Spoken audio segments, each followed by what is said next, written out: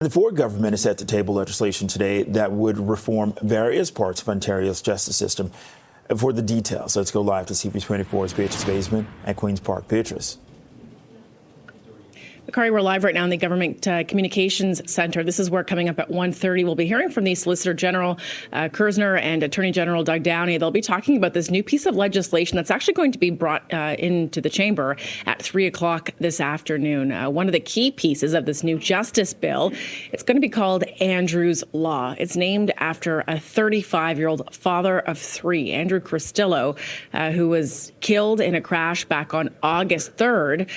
The person now accused of dangerous driving in his death. If this new piece of legislation is passed, and certainly in all likelihood it will, because there's not only a majority government by the Ford government, but you're going to hear from opposition leaders who say they support cracking down on dangerous drivers. What this piece of legislation would do, it would essentially enact lifetime driving bans for anyone who is convicted of dangerous driving causing death, such as in Andrew Cristillo's case. It would also allow police to immediately suspend a driver's license for 90 days if they have reason to believe that someone was driving dangerously. It also increases various fines as well, Bakari. So again, the opposition leaders today, when they spoke to us over the noon hour, seemed like they will support at least this portion of the justice bill. Listen. Obviously, dangerous driving is a huge problem in Ontario. We need to use every tool we have to crack down on it because we've got to save lives. So you guys are going to support? Well, I'm going to look again. You know, the Premier and the ministers, they keep making all these announcements and they don't really provide many details. So I need to look at what they're proposing.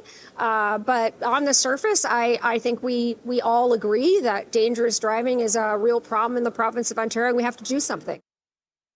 Our job here is public safety, so we have to make sure that our roads are safe.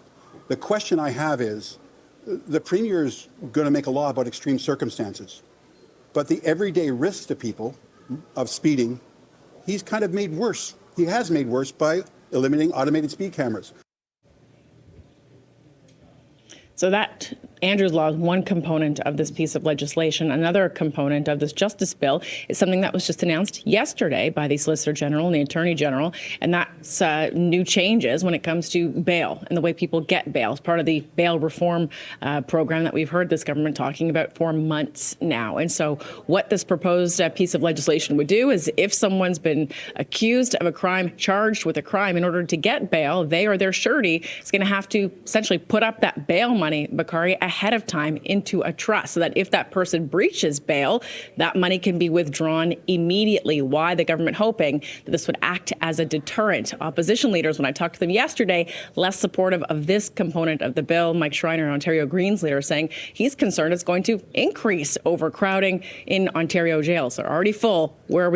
Where's everyone else going to go if they can't, put up the money up front in order to get bail as well? Concerns about it creating a two-tier system within the justice system as well, Bakari. So 1:30, we'll get this press conference. We'll run it live for our viewers as well. And by the way, Andrew Cristillo's brother, Jordan, who has been pivotal in getting this piece of legislation named after his deceased brother, he's going to be here as well. His goal is to make sure that no family ever has to suffer in the way the Cristillo family has in the aftermath of Andrew's death, Bakari.